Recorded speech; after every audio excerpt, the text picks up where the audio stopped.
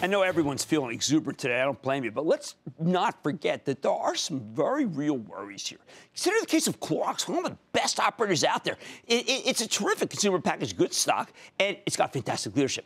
This morning, Clorox reported a strong quarter, modest top and bottom line beat, but management was forced to cut its full-year earnings forecast, which is the last thing you want to hear from this reliable company. The problem, Clorox blamed it on cost and currency headwinds, yet between rising costs, strong dollar taking a little hit next year. The stock sold up nearly 3% on the news, even though it was a big up day. So what do we make of these results? Let's dig deeper with Benno Dorer. He's the chairman and the CEO of Clorox. Find out more about the quarter and what it means for the consumer packaged goods group and, of course, for shareholders. Mr. Dorer, welcome back to Mad Money.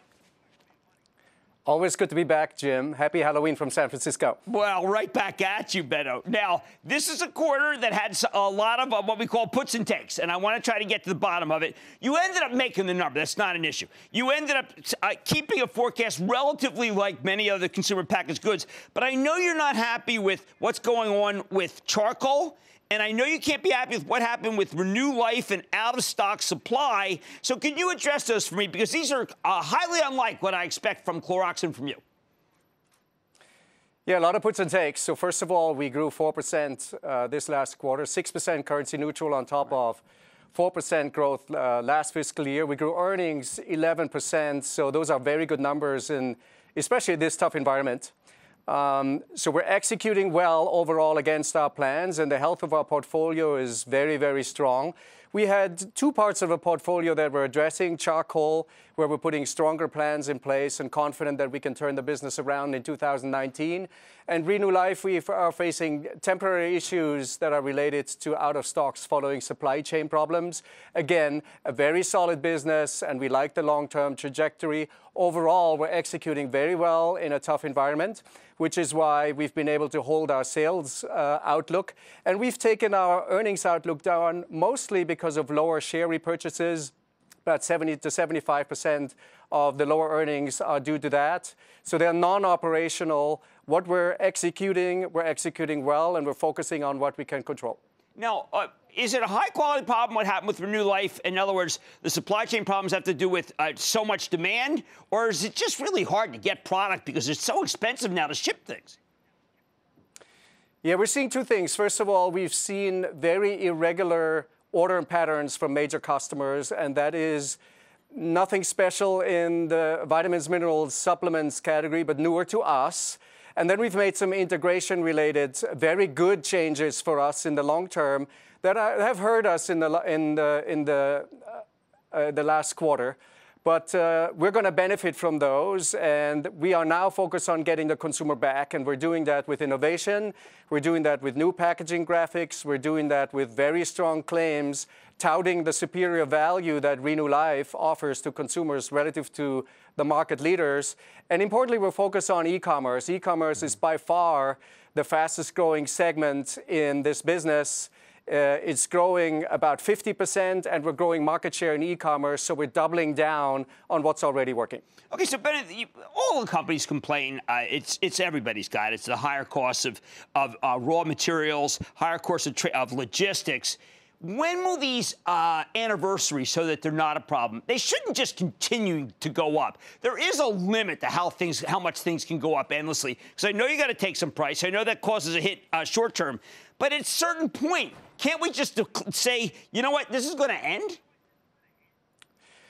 Logistics is going to remain a headwind, but less so in the back half for us in the fiscal year as we start to anniversary the run-up. But just to unpack it perhaps a little bit, we're missing about 50,000 truck drivers in this country today, and that's because the job of a truck driver is less attractive today than it was years ago.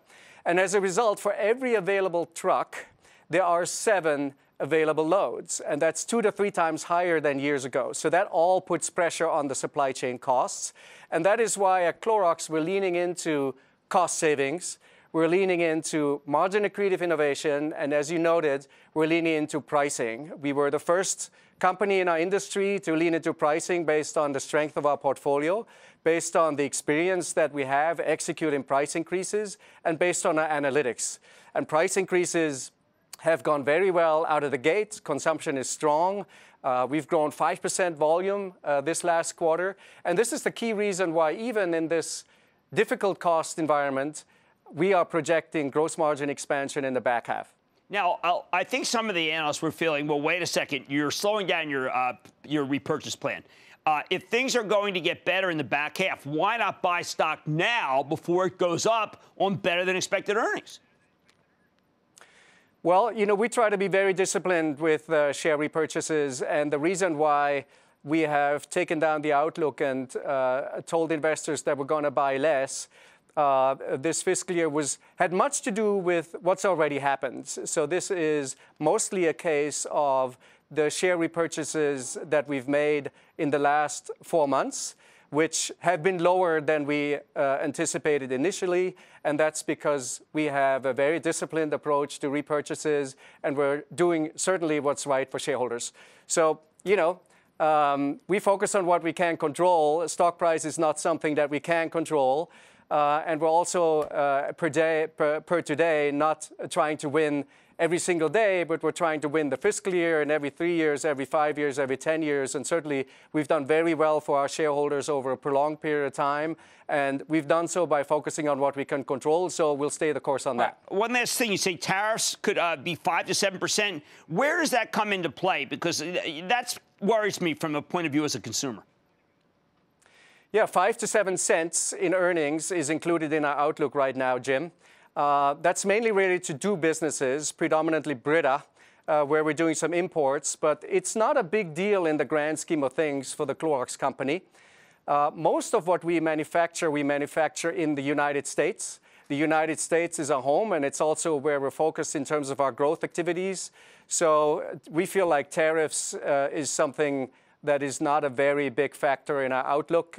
Even if it changes in January, we feel like we're in a pretty good shape as far as tariffs are concerned. Excellent. Okay, well, I think that it's been one of the best performers in the group. It's almost at its high, so I totally understand. That's Benno Dorer. He's the chairman and CEO of Clorox, which you know has been my favorite in the consumer packaged goods stocks. And I think that even with things that went wrong, the company still did pretty darn good. Mad Money's back in.